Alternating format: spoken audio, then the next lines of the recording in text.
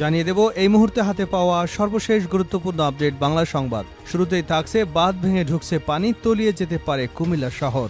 গোমতী নদীর বাঁধ ভেঙে যাবার পর আতঙ্কে দিন কাটাচ্ছেন কুমিল্লা শহরে বসবাসকারী মানুষ। তাদের আশঙ্কা গোমতীর বাঁধ ভেঙে যাওয়ায় তলিয়ে যেতে পারে গোটা শহর। এবারে জানাবো হেলিকপ্টার দিয়ে বন্যার্তদের উদ্ধার করছে র্যাপিড অ্যাকশন ব্যাটালিয়ন র্যাব। উজানের ঢলে বন্যা দেখা দিয়েছে ফেনী, নোয়াখালী, কুমিল্লা, লক্ষ্মীপুর, ব্রাহ্মণবাড়িয়া, কক্সবাজার, খাগড়াছড়ি, চট্টগ্রাম, হবিগঞ্জ, মৌলভীবাজারে। এসব জায়গায় বন্যা কবলিত অসহায়দের উদ্ধারে কাজ করছে বিভিন্ন সংগঠন। এমন পরিস্থিতিতে ফেনীতে আটকে পড়া বন্যা দুর্গতদের হেলিকপ্টারে উদ্ধার এবং ত্রাণ বিতরণ করছে র্যাব।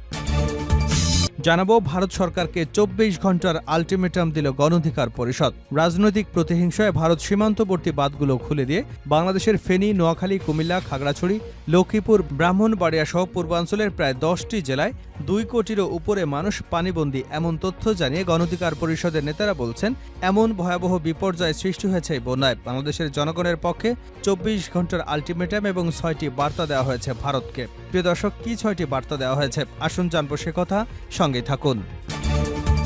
এদিকে ভয়ঙ্কর রূপে মৌলভীবাজারের মনু ও ধলাই ডুবছে লোকালয়। মৌলভীবাজারের কুলাউড়া এবং রাজনগরে মনু নদের প্রকল্প বাঁধের একাধিক স্থানে ভাঙন দেখা গেছে।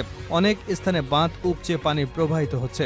এতে 2 উপজেলা লোকালয়ে ঢুকছে মনু নদের পানি এবং ধলাই নদীর 4টি স্থানে বাঁধ ভেঙে নদের পানি লোকালয়ে ঢুকছে। এতে 3 উপজেলায় ফসলের মাঠ ডুবেছে, বাড়ি ঘরে পানি উঠেছে। মৌলভীবাজার এবং কুলাউড়া সড়কের একাধিক স্থান পানিতে তলিয়ে যাওয়ায় যান চলাচল ব্যাহত হচ্ছে। এবারে থাকছে শেখ হাসিনার শাসনামল কলঙ্কজনক অধ্যায় ছিল বলে মন্তব্য করেছেন বিএনপির যুগ্ম মহাসচিব সৈয়দ ইমরান সালেহ প্রিন্স। বৃহস্পতিবার গোপালগঞ্জ জেলার বিভিন্ন স্থানে ছাত্র গণঅভ্যুত্থানে ঢাকায় পুলিশের গুলিতে নিহতদের কবর জিয়ারত এবং তাদের পরিবারের সঙ্গে সাক্ষাতে এ মন্তব্য করেন তিনি। এবং সর্বশেষ জানাবো ঢাবি হল ছাত্রলীগের সহসভাপতি বাবরকে জুতার মালা পরিয়ে পুলিশের সোপর্দ। ঢাকা বিশ্ববিদ্যালয়ের জাতির জনক বঙ্গবন্ধু শেখ মুজিবুর রহমান হল ছাত্রলীগের সহসভাপতি জহিরুদ্দিন বাবরকে জুতার মালা পরিয়ে শাহবাগ থানায় সোপর্দ করেছে শিক্ষার্থীরা। এ সময় তাকে মারধর করে। রাত 9:30টার দিকে বিশ্ববিদ্যালয়ের দক্ষিণ ফোলা রোডের স্টাফ কোয়ার্টারের একটি বাসা থেকে তাকে ধরে নিয়ে আসে একদল। পরে রাত 12টার দিকে তাকে পুলিশে সোপর্দ করা হয়। এতক্ষণ শিরোনাম শুনছিলেন, এবার বিস্তারিত। প্রিয় দর্শক, আপনি যদি এই চ্যানেলে নতুন হয়ে থাকেন, ভিডিওটি দেখতে দেখতে চ্যানেলটি সাবস্ক্রাইব করে আমাদের সঙ্গেই থাকুন। আর এই ভিডিও সম্পর্কে আপনি আপনার মূল্যবান মতামতটি কমেন্ট বক্সে জানিয়ে দিন। আর হ্যাঁ প্রিয় দর্শক, জানিয়ে দিন ভিডিওটি কোথা থেকে দেখছেন। বাঁধ ভেঙে ঢুকছে পানি, তলিয়ে যেতে পারে কুমিল্লা শহর। গোমতী নদীর বাঁধ ভেঙে যাওয়ার পরে আতঙ্কে দিন কাটাচ্ছেন কুমিল্লা শহরের বসবাসকারী বাসিন্দারা। তাদের আশঙ্কা গোমতীর বাঁধ ভাঙায় তলিয়ে যেতে পারে গোটা শহর। গতকাল বৃহস্পতিবার রাত 11:30টার দিকে কুমিল্লার বুড়িচং উপজেলার বুরবুরিয়া এলাকায় গোমতী নদীর বাঁধ ভেঙে গেছে। এতে বুড়িচং ও ব্রাহ্মণবাড়িয়া উপজেলার বন্যা পরিস্থিতির অবনতি হয়েছে। বুড়িচং উপজেলা নির্বাহী কর্মকর্তা সিদা আক্তার জানান, বুড়িচংয়ের বুরবুরিয়া এলাকায় প্রথমে একটি ছোট গর্ত দিয়ে পানি ঢুকতে শুরু করে। কিছুক্ষণ পর প্রবল স্রোতে বাঁধটি ভেঙে যায়। বাঁধ ভেঙে যাবার পর স্থানীয় বাসিন্দাদের নিরাপদ দূরত্বে চলে যাওয়ার জন্য মাইকিং করা হয়। এদিকে কুমিল্লা শহরের সিংহভাগ মানুষ জেগে জেগে দোয়া করছেন। তাদের আশঙ্কা গোমতীর বাঁধ ভেঙে যাওয়ায় তলিয়ে যেতে পারে গোটা শহর। নগরীর টমসম ব্রিজ এলাকার বাসিন্দা মাহবুব কবির জানান, খুব আতঙ্কে আছি। এমনিতেই সামান্য বৃষ্টি হলেই শহরের সড়কগুলো তলিয়ে যায়। গোমতীর বাঁধ ভেঙে শহরে পানি ঢুকছে, যে কোনো সময় শহর তলিয়ে যেতে পারে। হেলিকপ্টার দিয়ে বন্যার্তদের উদ্ধার করছে র্যাব। উজানের ঢলে বন্যা দেখা দিয়েছে ফেনী, নোয়াখালী, কুমিল্লা, লক্ষ্মীপুর, ব্রাহ্মণবাড়িয়া, কক্সবাজার, খাগড়াছড়ি, চট্টগ্রাম, হবিগঞ্জ, মৌলভীবাজারে। এসব জায়গায় বন্যা কবলিত অসহায়দের উদ্ধারে কাজ করছে বিভিন্ন সংগঠন। এমন পরিস্থিতিতে ফেনীতে আটকে পড়া বন্যা দুর্গতদের হেলিকপ্টারে উদ্ধার এবং ত্রাণ বিতরণ করছে র্যাব। এছাড়া চট্টগ্রামের মিরসরাই, কুমিল্লার বুড়িচং, ব্রাহ্মণবাড়িয়ার আখাউড়া, হবিগঞ্জের শায়েস্তাগঞ্জ এবং মৌলভীবাজারের কুলাউড়ায় বন্যার্তদের উদ্ধার কার্যক্রমে সেনা মোতায়েন করা হয়েছে।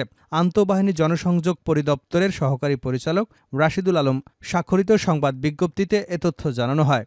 আইএসপিআর জানিয়েছে, বাংলাদেশ সেনাবাহিনীর 17 পদাতিক ডিভিশন, 24 পদাতিক ডিভিশন এবং 33 পদাতিক ডিভিশনের সেনা সদস্যরা নিজ নিজ দায়িত্বপূর্ণ এলাকায় মোতায়েন হয়ে নিরলসভাবে পানিবন্দী মানুষের নিরাপদ স্থানে সরিয়ে নিতে উদ্ধার কার্যক্রম পরিচালনা করছেন।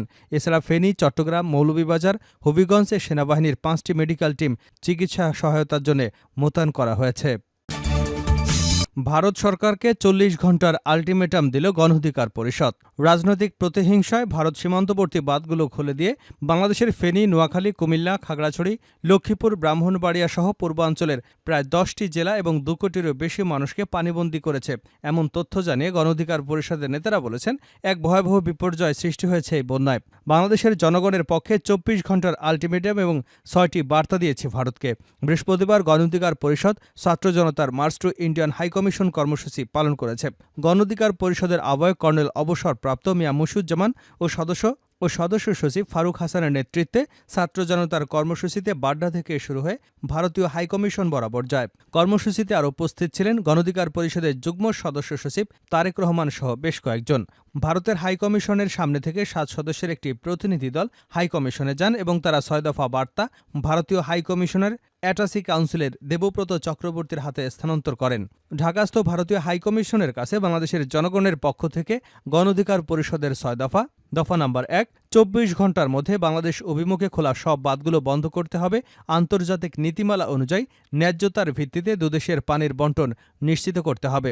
বাংলাদেশ এবং ইন্ডিয়ার মধ্যে প্রবাহিত ৫৪টি আন্তর্জাতিক নদীতে আন্তর্জাতিক পানি আইনের কোনো ক্ষমতা বলে ভারত বাদ দিয়েছে তা সুস্পষ্ট ব্যাখ্যা দিতে হবে। ৩, বাংলাদেশের সীমান্তে হত্যার ব্যাপারে সতর্ক করা হচ্ছে। ভবিষ্যতে এমন হত্যাকাণ্ডের জন্য সৃষ্ট অনাকাঙ্ক্ষিত পরিস্থিতির দায়ভার ভারতকে নিতে হবে। ৪, গণহত্যাকারী শেখ হাসিনাকে আশ্রয় দিয়েছে ভারত। গণহত্যাকারী শেখ হাসিনাকে আশ্রয় দিয়ে ভারত বাংলাদেশে পরিচালিত গণহত্যাকে সমর্থন দিয়েছে বলে বাংলাদেশের জনগণ মনে করে। অতি দ্রুত সময় তাকে বাংলাদেশে ফেরত পাঠাতে হবে। ৫, বাংলাদেশের জনগণের চাওয়াকে পাশ কাটিয়ে বাঁধগুলো খোলা রাখলে ইন্ডিয়া মানবতাবিরোধী আচরণ এবং আন্তঃরাষ্ট্রীয় আচরণ বহির্ভূত কর্মকাণ্ডের জন্য জাতিসংঘ ও কমনওয়েলথে ভারতের সদস্যপদ কেন স্থগিত হবে না তা এই সংগঠনগুলোর কাছে জানতে চাইবে বাংলাদেশের জনগণ।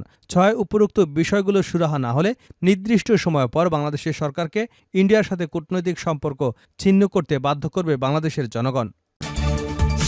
ভয়ঙ্কর রূপে মৌলভীবাজারের মনু এবং ধলাই ডুবছে লোকালয়। মৌলভীবাজারের কুলাউড়া এবং রাজনগরে মনু নদের প্রকল্প বাঁধের একাধিক স্থানে ভাঙন দেখা দিয়েছে।